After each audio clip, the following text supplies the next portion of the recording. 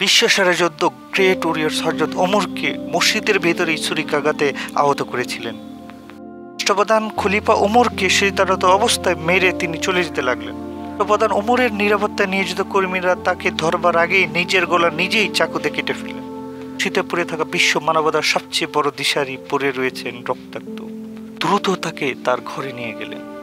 এখানে তার নিয়োজিত চিকিৎসক খেজুর আর দুধ খেতে দিলেন।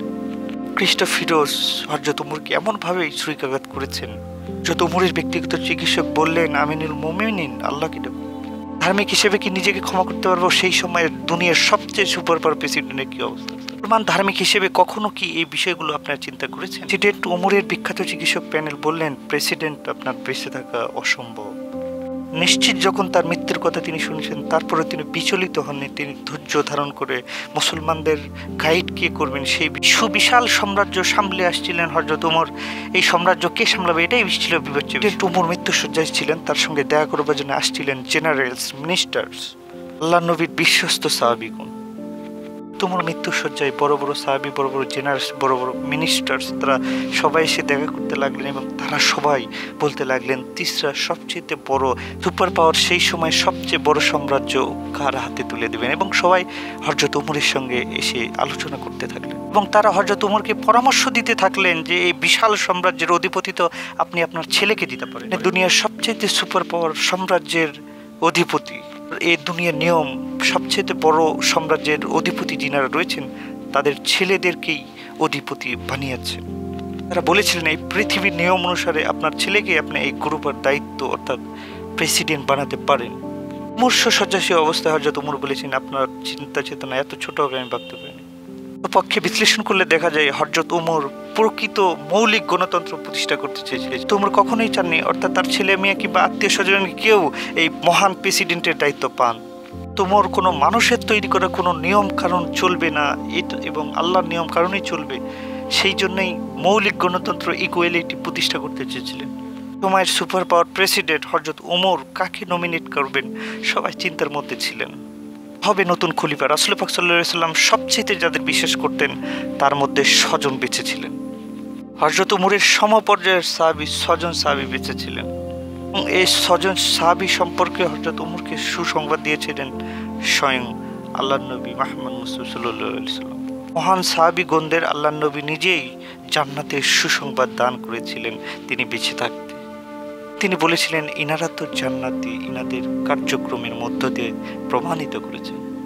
নবী বেঁচে থাকতে জান্নাতের সুসংবাদ 10 সাহাবীকে দান করেছিলেন, তার মধ্যে হযরত ওমর নিজেই একজন ছিলেন। জান্নাতের সুসংবাদ পাওয়া সাহাবীদের মধ্যে 2 সাহাবী মারা গিয়েছিলেন। ওমর নিজেই একজন ছিলেন এবং 7 সাহাবী যারা ছিলেন তাদেরকে হযরত ওমর খলিফার মহান দায়িত্ব অর্পণ করার জন্য ভাবছিলেন। সাহাবী ছিলেন তিনি সাইদ বিন জায়েদ, তিনি হযরত ওমরের কাজিন ছিলেন। বিন জায়েদকে মনোনীত করলে অনেকে অনেক কিছু বলতে পারে। এই জন্য মহান আদর্শিক ওমর মৃত্যু পথযাত্রী, তারপরে নৈতিক দিক বিবেচনা করে নিজের বংশের গোত্রে কারো হাতে ক্ষমতা তুলে দেননি। হযরত ওমর যেটা পালন করেছেন সেটা মৌলিক গণতন্ত্রের সংজ্ঞার মধ্যে সবচেয়ে মূলে রয়েছে। হযরত ওমর নিজেই তার ছেলেকে ডেকে বলেছেন, হে আমার ছেলে, তুমি এই মহান দায়িত্ব অর্পণের জন্য তুমিও ভোট করতে পারবে। চাইতে বড় সাম্রাজ্যের অধিপতি হযরত ওমর তার ছেলেকে মনোনীত করবেন না বলে ঘোষণা দিয়েছিলেন। ওমর ক্লিয়ারলি বলেছিলেন, আমার সৎকার সম্পন্ন করার পরেই একজন কমিশনের নিয়ম অনুযায়ী এই 6 সাহাবী কোনো কার্যক্রমে অংশগ্রহণ করতে পারবে না, যাতে কারো উপর প্রভাব বিস্তার না করতে পারে, যে কারণে তাদের সমস্ত কার্যক্রমকে বন্ধ করে দেওয়া হয়েছিল। সাহাবীগণ অর্থাৎ হযরত ওমরের সমপর্যায়ে যারা নেতৃত্ব ছিলেন তাদের যাতে জনগণ নির্দ্বিধায় ভোট দিয়ে জয়যুক্ত করতে পারেন এবং নির্দ্বিধায় থার্ড খলিফা নিযুক্ত করতে পারেন।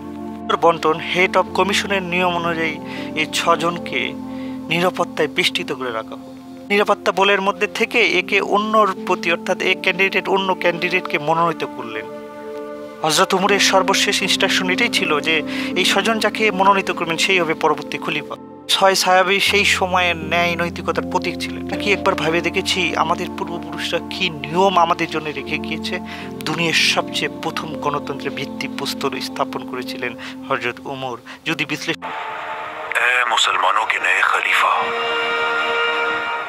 हमेशा अल्लाह से डरते रहना, मुहाजिरीन और अंसार का खास ख्याल रखना, तुम्हारी खिलाफत में रहने वाले